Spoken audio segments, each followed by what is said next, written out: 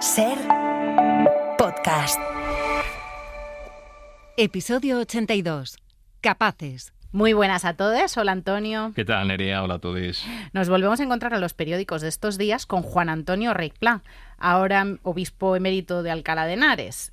Qué peligro que tienen los eméritos. Antonio Reig-Pla aseguró el otro día en una misa que los niños que nacen con discapacidad física, intelectual o psíquica son fruto de la herencia del pecado y del desorden de la naturaleza. Este es el mismo obispo que propició terapias de conversión en su diócesis, que vinculó homosexualidad con pederastia o que ofició misas por Francisco Franco. Ay, Antonio, de mí que soy lesbiana y encima con una discapacidad sobrevenida, que seguro que es castigo de Dios, no sé qué opinará.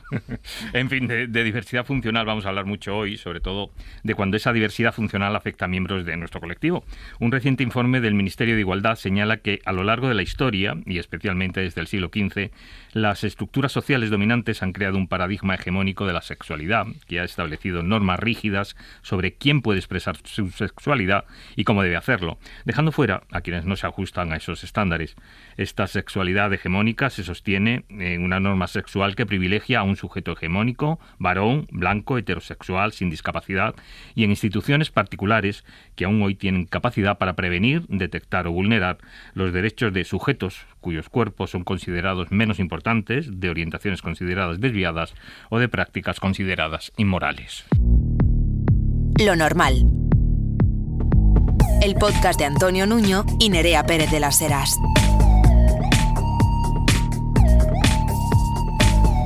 Un podcast normal.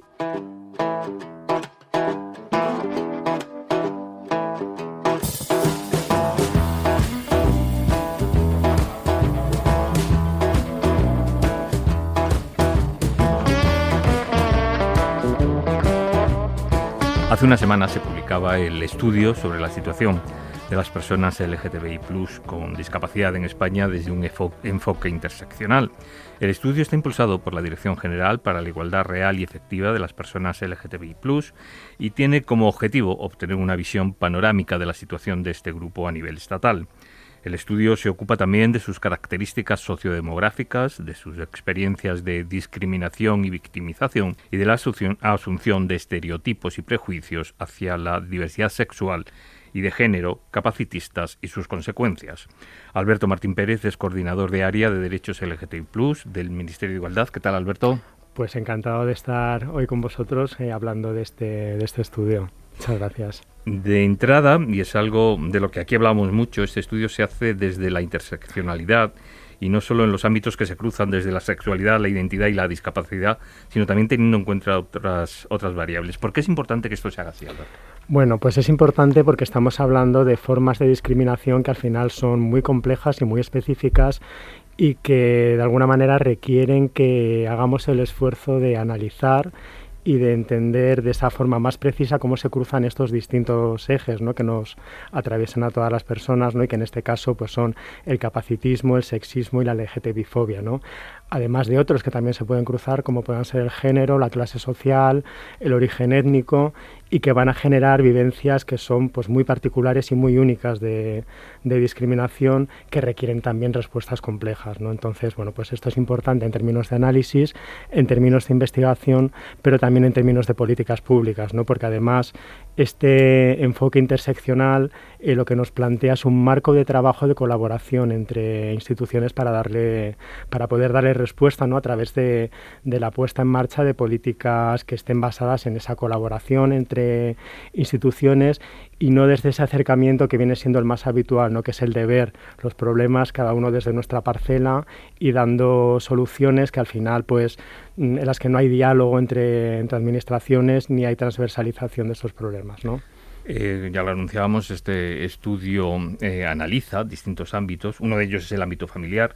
¿Cuáles son los aspectos más destacados sobre la aceptación de las personas LGTBI+ con discapacidad en el ámbito familiar? Sí, lo más interesante o lo más llamativo ha sido la diversidad de respuestas de aceptación que se dan en los ámbitos familiares, ¿no? Como yo creo que pasa pues en general para todas las personas LGTBI, es decir, que hay familias que lo aceptan mejor y familias que lo aceptan peor. Hay algunas familias que aceptan abiertamente una de las dimensiones, por ejemplo la discapacidad, y hay otras familias pues que tienen menos problemas en aceptar la diversidad sexual, la orientación sexual o la identidad de género de sus familiares, y a veces se acepta una pero no la otra, ¿no? Y bueno, pues de alguna manera esa aceptación o rechazo pues va a marcar también cómo se construyen las identidades de las personas. De todas maneras, en este ámbito lo que sí se ve es que hay más discriminación por la identidad de género y por la orientación sexual, es decir, hay más rechazo familiar a esto que lógicamente hacia la discapacidad, ¿no? Y por último, otro aspecto que también es importante, ¿no? en el ámbito familiar es esa tendencia a la sobreprotección que en muchos casos pues también puede llevar a la pérdida de la autonomía con respecto a la sexualidad, ¿no? Al ejercicio de la sexualidad. Una cuestión que aparece repetidamente en el estudio es la tendencia a infantilizar a esas personas, a negar que tengan una sexualidad propia. ¿Por qué se produce esto? La infantilización al final es un constructo que lo que viene a reflejar es que las personas con discapacidad en general, no solamente las LGTBI, no tienen deseo sexual y se les da pues como una cierta mirada angelical, ¿no? A lo que es su pulsión sexual. Pero ojo, porque esto también puede tener una doble cara, ¿no? Que a veces lo que ocurre es que se asocia a la idea de una pulsión sexual descontrolada, ¿no? Lo que a veces pues se puede materializar, ¿no? en un control por parte de la familia, ¿no? Esto, pues, por ejemplo, en una de las entrevistas, una persona entrevistada lo comentaba de una manera muy clara, que si me permites, sí, pues claro. Decía, se nos ve como a niños que no tienen deseo o que están más salidos que el pico de una plancha. Es decir, existen los dos extremos, y ni calvo ni con peluca. Bueno, pues no querer ver, no reconocer que sus niños y ojo, sobre todo sus niñas, aunque tengan 30 o más años, tienen una sexualidad sobre la que las familias ya no pueden ejercer un control. En el ámbito laboral son múltiples las barreras que nos encontramos. ¿Qué suele pasar, Alberto, por ejemplo, cuando hablamos del acceso al mercado laboral? Pues en el acceso al mercado laboral nos encontramos con dificultades, como señalas, ¿no? Por ejemplo, cuando no se convoca a las personas con discapacidad a los procesos de selección, o cuando se las excluye una vez que están dentro de esos procesos de selección, se las excluye por prejuicios capacitistas, porque se considera que no tienen una capacidad productiva suficiente, o directamente por LGTBI-fobia, ¿no? En el estudio, bueno, hemos llevado a cabo distintas técnicas de investigación, ¿no? Entre ellas, pues una encuesta, entrevistas, grupos de discusión, y en la encuesta que forma parte del estudio lo que salía es que casi el 40% de las personas se ha sentido discriminada en el acceso al empleo, ¿no? Y esto pues afecta sobre todo más, ¿no? A las mujeres trans, a las personas no binarias y a las personas con discapacidad intelectual. Aunque está muy reciente la normativa para evitar la discriminación a personas LGTBI+, en el lugar de trabajo, todavía nos encontramos con muchos casos de discriminación, y aún más si hablamos de personas que también tienen discapacidad. ¿Cómo se refleja esa discriminación? La normativa es muy reciente, ¿no? El Real Decreto 1026/2024 es de 8 de octubre, ¿no? Es el Real Decreto que desarrolla el conjunto planificado de medidas para la igualdad y no discriminación de las personas LGTBI, y que viene a desarrollar el artículo 15 de la Ley 4/2023, ¿no? Que al final lo que hacía era obligar a las empresas de más de 50 trabajadores a contar con este conjunto de medidas planificadas que sean negociadas con la representación legal de los trabajadores y las trabajadoras, y que incluya también un protocolo antiacoso. Por tanto, estamos en un proceso de cambio cultural, digamos, ¿no? de la cultura empresarial, que bueno, se va a volver más inclusivo y más respetuoso con la diversidad. Sin embargo, pues lo que muestra el estudio, ¿no? Es que para las personas LGTBI con discapacidad se plantean una serie de retos concretos, ¿no? Que, pues por ejemplo, que se encuentran con techos de cristal y con suelos pegajosos, ¿no? Que al final lo que hacen es dificultar su proyección laboral, ¿no? En un sentido ascendente. Y bueno, pues para muchas personas además los sectores vinculados a la discapacidad o al activismo LGTBI, que pueden ser en principio una vía más accesible para el empleo, ¿no? Porque ya se cuenta, ¿no? Se da por sentado que en estos ámbitos existe una sensibilización hacia sus realidades, pues a veces también se puede vivir de manera negativa, ¿no? Por parte de estas personas, porque de alguna manera pues se ven como que se reducen, ¿no? Sus oportunidades de integración en otros sectores del mercado laboral. ¿Qué ocurre en el ámbito sanitario? También son bastante comunes las experiencias de discriminación. Aquí en la encuesta, pues hasta un 46% de las personas encuestadas señalaban que habían vivido algún tipo de situación de discriminación en el ámbito sanitario, ¿no? Y lo que tiene de particular es que se da en múltiples espacios, es decir, no hay diferencia entre especialidades y niveles de atención. Se da desde la primaria hasta la especializada, incluso en aquellas especialidades, ¿no?, donde la dimensión sexual tiene un protagonismo, ¿no?, como pueden ser la dimensión ginecología, urología, ¿no? Aquí las mujeres, las personas no binarias, las personas con discapacidad múltiple, con enfermedad o trastorno mental, son las que relatan más incidencia de situaciones de discriminación, ¿no? Por ejemplo, para las personas trans, el ámbito de la ginecología o el de la urología son donde se enfrentan con más dificultades, y para las personas con discapacidad física, pues el ámbito de la fisioterapia es uno de los ámbitos que se han señalado así particularmente. En el ámbito educativo son frecuentes víctimas del bullying personas que LGTBI+, que tienen discapacidad. Sí, y bueno, pues efectivamente este es uno de los ámbitos que más nos han preocupado, porque es donde hemos visto la incidencia, ¿no?, de discriminación más alta, del 78%, y que de alguna manera pues es el reflejo de la falta de adaptación, de una cierta falta de adaptación del sistema educativo a estas realidades, ¿no? Y bueno, pues efectivamente también a lo largo del trabajo de campo hemos identificado pues muchas experiencias de bullying por parte de compañeros y compañeras, pero también de discriminación por parte del profesorado, ¿no?, o por parte del personal de los centros educativos. Muchas personas lo que hacen como estrategia de supervivencia de alguna manera, ¿no?, es ocultar aquellas dimensiones de la identidad que quizás sean menos visibles, ¿no?, para poder, que se las lea o ser leídas, ¿no?, como personas cis-hetero o como personas sin discapacidad. Afortunadamente, estas experiencias tienen más incidencia en las personas de mayor edad, es decir, que a medida que vamos bajando en la muestra de personas encuestadas en la edad, vamos viendo que estas experiencias son menos frecuentes, ¿no? Pues señal de que afortunadamente van cambiando cosas en el sistema educativo también. También habéis estudiado las distintas discriminaciones que se pueden dar en el ámbito de las administraciones públicas y es llamativo, por ejemplo, que se puedan dar esas discriminaciones en el campo de la justicia. Y precisamente recogéis además un relato que resulta cuando menos preocupante.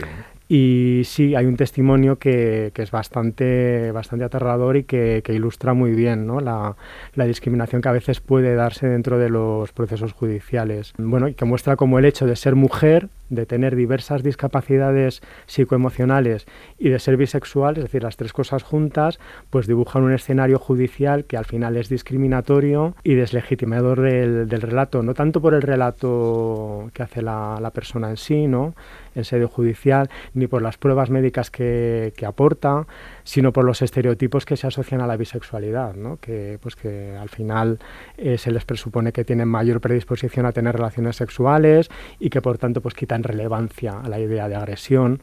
Y por la parte de la discapacidad, pues estereotipos sobre todo asociados a la discapacidad emocional, que era el caso de este testimonio, ¿no?, y que que pueden llevar a pensar que los hechos relatados o están inventados o están distorsionados de alguna manera, ¿no? Y pues al final esta persona, incluso por recomendación de su abogada, pues lo que hace es abandonar el proceso judicial, ¿no? Pues por entender que su versión no puede ser escuchada de forma libre de prejuicios. Otro de los ámbitos que habéis analizado es el ámbito de la sexualidad. ¿Qué podemos destacar en este ámbito? Que quizás uno de los más interesantes, ¿no?, y de los más novedosos del estudio, pues lo que se pone de manifiesto son las limitaciones que nos afectan a la sociedad en su conjunto, ¿no?, que es la ausencia de una educación sexual integral y atenta a la diversidad, y que en el mejor de los casos, cuando tiene lugar, se enfoca solamente a la prevención del embarazo, a la prevención de las infecciones de transmisión sexual, pero que no se centra ni permite el reconocimiento de la diversidad, ni de la diversidad sexual, ni de la diversidad corporal, ¿no?, lo que pues puede resultar al final en sentimientos de culpa, de vergüenza, de inseguridad, de ocultación, ¿no?, en el armario, en definitiva. Y pues hay un discurso, ¿no?, que de alguna manera entiende, un discurso social, que entiende que las personas LGTBI con discapacidad no son ni deseantes ni deseables. Lo que ocurre a veces es que las orientaciones o las identidades se ven como si fueran una fase, ¿no?, como si fuera una fase que se va a pasar, o bien se entiende que sus cuerpos no están preparados para tener relaciones sexuales, ¿no? Pero sí que lo están, ¿no? Entonces la realidad es sí que están teniendo relaciones sexuales.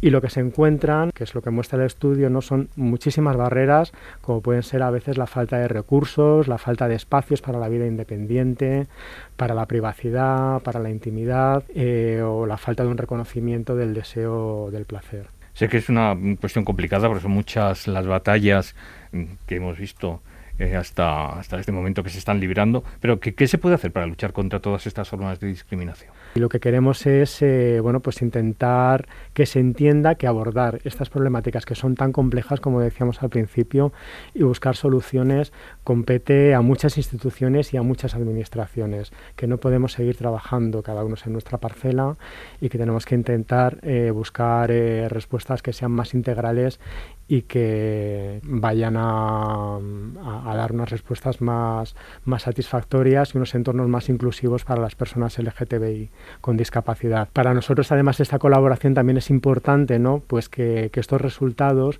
planteen, pues de alguna manera, nuevas incógnitas, es decir, que inviten a las administraciones que son competentes en cada ámbito, en educación, en sanidad, en empleo, fuerzas y cuerpos de seguridad y demás, ¿no? Pues a profundizar en el estudio de estas formas de discriminación y darles soluciones. Es decir, que estos resultados, de alguna manera, lo que hagan es abrir ventanas a nuevas investigaciones y a profundizar en estas situaciones. Pues esperemos que esas ventanas se abran. Alberto Martín Pérez, coordinador del área de derechos LGTBI+, del Ministerio de Igualdad. Muchas gracias. Muchas gracias. If I had some time, I'd be biting it well. But my house is on fire, there's no one left to tell. Just take what is given, the doors have been sealed. Just breathe in the poison and hope God is real. I'll pick you violet flowers if I get there faster than you. Porque Normal es solo el programa de tu lavadora. Faster than you, 'cause it's mad, yeah it's mad, oh the whole world's mad, 'cause it's mad, it's all mad, it's mad out there. En uno de los primeros episodios de Lo Normal conocimos a José y a Luisfer. José y Luisfer tienen diversidad funcional y viven en una residencia en un pueblecito de Cáceres. Ellos habían puesto en marcha la asociación Viva, Vida Independiente en Viviendas Asistidas, con el objetivo de fomentar la capacidad para poder llevar una vida independiente a personas que están en su situación.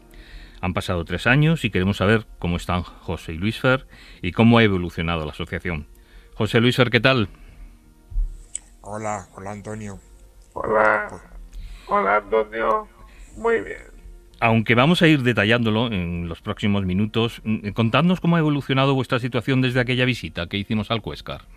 Bueno, pues hemos ganado el tercer premio de Asoka, una incubadora de emprendimiento social, y hemos ganado el tercer premio a nivel nacional, dotado con 4.000 euros, y hemos hecho alguna otra cosilla que ahora te contará Luis.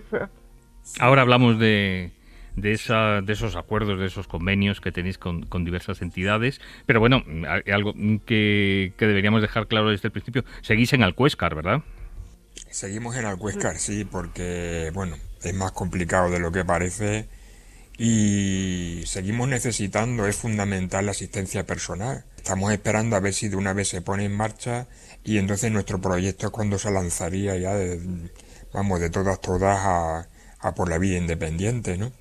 Y bueno, pues sí, como tú has dicho, pues sí, lo que hacemos últimamente, lo que hemos hecho es crear alianzas, firmar acuerdos y poco a poco, digamos, ir haciendo cada vez más sólido nuestro proyecto, ¿no? Habéis hablado de esa asistencia personal, que es uno de los pilares fundamentales sobre los que se asienta Viva. ¿Cuáles son esos pilares?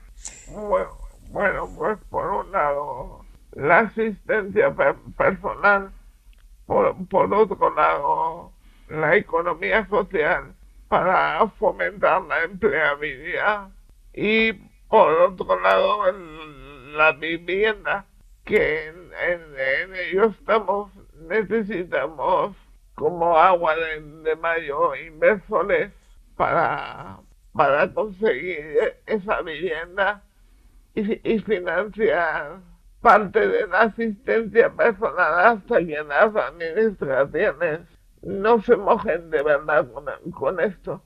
Hablabais precisamente de los convenios de colaboración con diferentes entidades que que habíais firmado para poner en marcha vuestro proyecto. Luis Fer, ¿cuáles son esas instituciones con las que estáis colaborando y cuál es el objetivo que buscáis con ellas? Bueno, cada una, pues claro, toca un área diferente, ¿no? En su día firmamos un acuerdo con Provivienda, una asociación que lleva muchos años facilitando vivienda a las personas más vulnerables. También con la Fundación Primera Fila de Badajoz, que bueno, pues con ello hemos firmado para colaborar en todo lo que podamos, sobre todo a nivel de difusión, ¿no? Que también la vida independiente necesita mucha difusión, porque ya sea una persona con diversidad funcional o no, es un tema bastante desconocido. Y en eso precisamente nos estamos centrando, también en la difusión, ¿no? Nos parece importantísimo. Precisamente también a raíz de recibir el premio de Ashoka Changemakers del año pasado, que fue un momento súper bonito y emocionante, pues hemos dedicado en parte a crear una campaña a nivel de internet para fomentar, ¿no? Para que la gente sepa que hay esa posibilidad y de que se unan para hacer más fuerza, ¿no? Y luego también hemos firmado un acuerdo con una fundación gallega que trabaja a nivel nacional, se llama Fundación Inserta, y estamos también ahí pues colaborando y viendo cómo concretamos algo para que salga adelante. Vamos a seguir hablando un poquito de este premio Ashoka. Ya nos habéis comentado que estaba premiado con 4.000 euros. ¿En qué consistía ese premio? ¿Cuál es la evolución del proyecto? Hemos estado como 5 meses en un programa de incubación, formándonos a nivel empresarial. Dentro de ese programa nos han dado unas herramientas para aterrizar el proyecto, para convertir un sueño en una realidad, para materializarlo a nivel empresarial, y nos han dado también visibilidad, muchísima visibilidad, ¿no? Una noticia importante en los últimos tiempos ha sido el anteproyecto que busca reformar la ley de dependencia y la ley de discapacidad.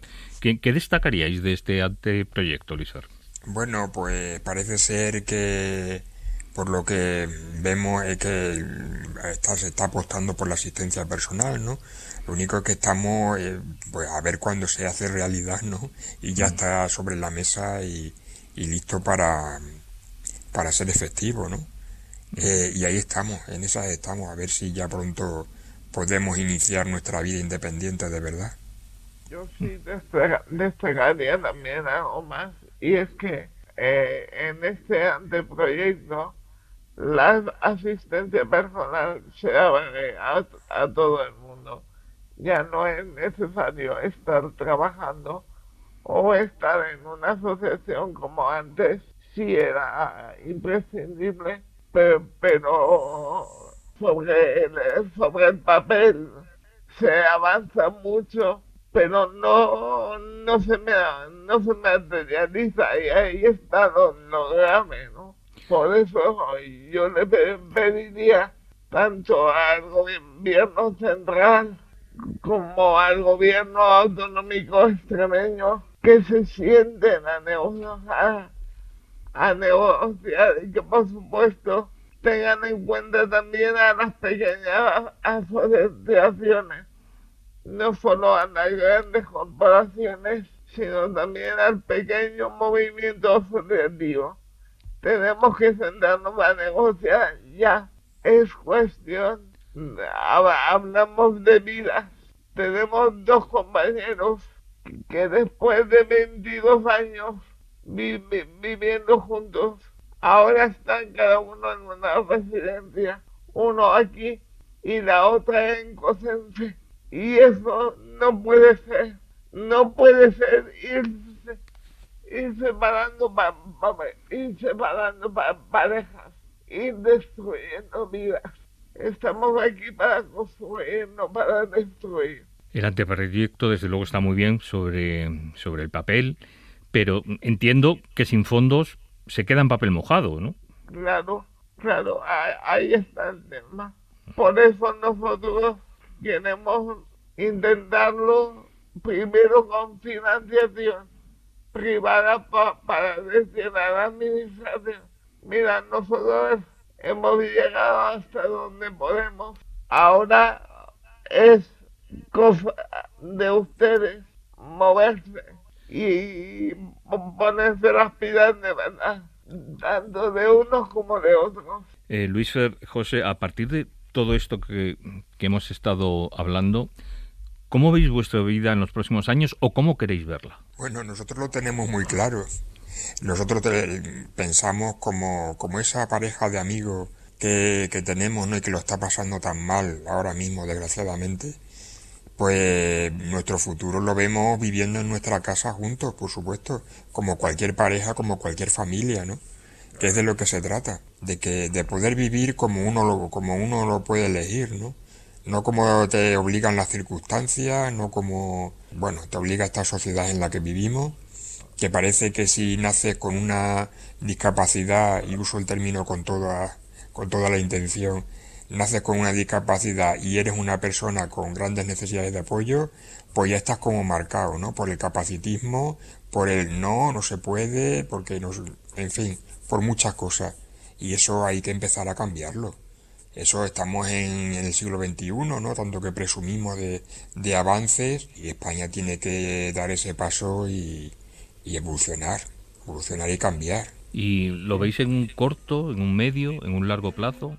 Yo lo veo a medio plazo. Creo que las administraciones no le ponen la fuerza suficiente a nivel económico, pero tampoco, no sé si le ponen el interés necesario. Yo humanamente necesito hacer mi vida con Luis Fer, pero también necesito que Juanjo y Mamen tengan la vida que merecen, porque desde que los conocemos nuestra necesidad de vida independiente se ha incrementado en un 300%, así de claro. Ellos son el motor que nos mueve ahora mismo. Ha quedado muy claro. Evidentemente todo este proceso no es gratis, necesita fondos, por eso todo aquel que quiera, que pueda ayudar a la Asociación Viva a través de una cuenta corriente que vais a poder encontrar en la noticia de este episodio y en nuestras redes sociales. Luis Fer, José, que vaya todo muy bien y que ese proyecto alcance el mayor éxito posible en el menor plazo posible. Muchas gracias, Antonio. Muchísimas gracias, Antonio, por darnos visibilidad, por darnos este pequeño gran espacio, y un fuerte abrazo. Un abrazo, amigos. Un abrazo muy grande.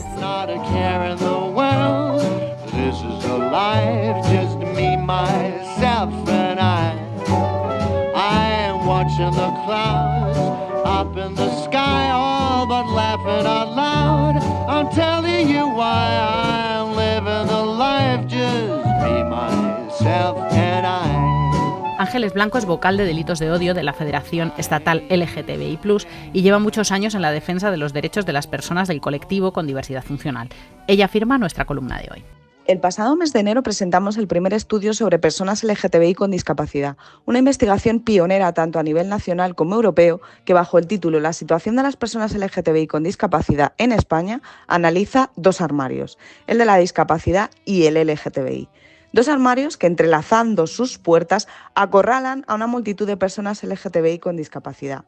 Y es que, cuando la discapacidad no se nota, salir del armario es exponerte a la dureza del capacitismo.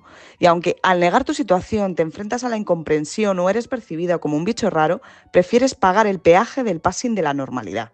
Y si por el contrario, la discapacidad es la que pesa, el armario en el que te quedas es el armario LGTBI, por miedo, por posible rechazo, por incrementar las barreras que ya de por sí enfrentas, porque tu familia, tus profesionales o el entorno que te rodea sea LGTBI-fóbico, porque dependes de ellos, porque tú nunca decides, por falta de referentes, por estar perdida, también en esto, y muy especialmente en esto, porque tu sexualidad nadie la mira de frente, porque eres esa niña o ese niño o ese niñe eterne.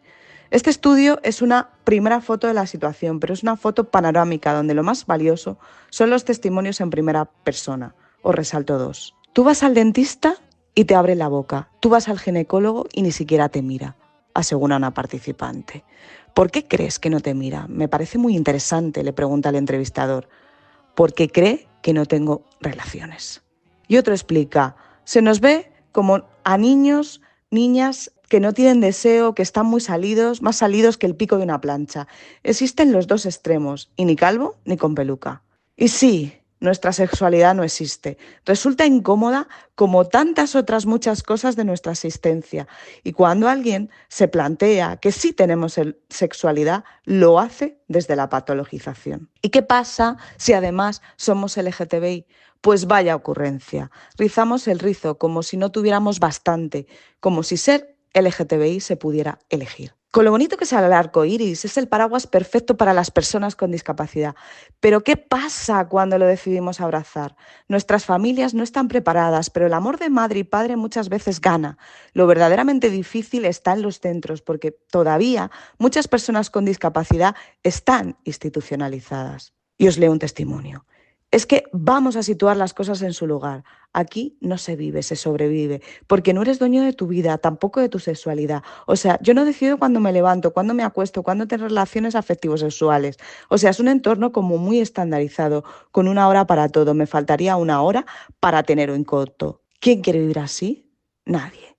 ¿Y quién quiere vivir así en su juventud? Absolutamente nadie. Y yo os digo, no nos infantilices. Sitúate en la misma página para comunicarte con nosotros. No decidas por nosotras, adapta la información para que seamos nosotras quienes tomemos las riendas de nuestra vida. Y sobre todo, míranos a los ojos, escucha nuestras palabras.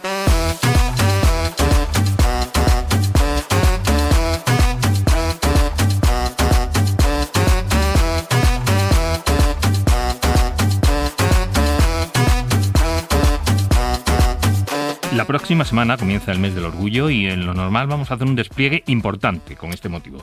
Este es el año en el que los organismos que luchan por nuestros derechos han decidido poner sobre la mesa la situación de las personas LGTBI+, que viven fuera de las grandes ciudades. Haremos una doble incursión en Canarias, en la que hablaremos mucho sobre este tema. Pero también el 2 de julio se cumplen 20 años de la aprobación en el Congreso de la Ley del Matrimonio Igualitario. Un día antes de este aniversario realizaremos un episodio especial desde una sala de Madrid. Estad atentos porque muy pronto os diremos lo que podéis hacer para acompañarnos en esta celebración. Eso será a partir del próximo episodio. Este lo terminamos aquí en compañía de Rocío Corrales, Carlos Nicolás, María Altcroft y Ángel Luis Cabrera.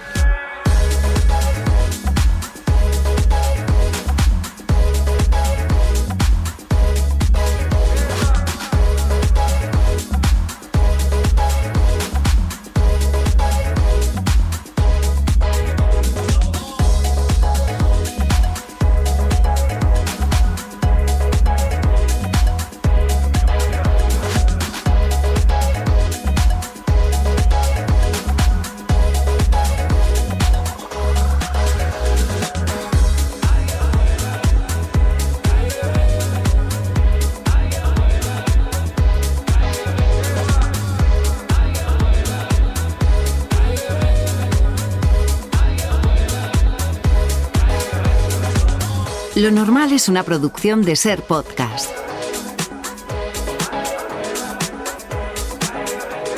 Dirección y presentación, Nerea Pérez de las Heras y Antonio Nuño.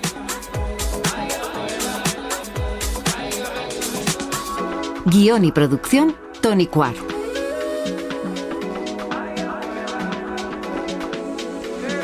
Realización, Alejandro Olivar.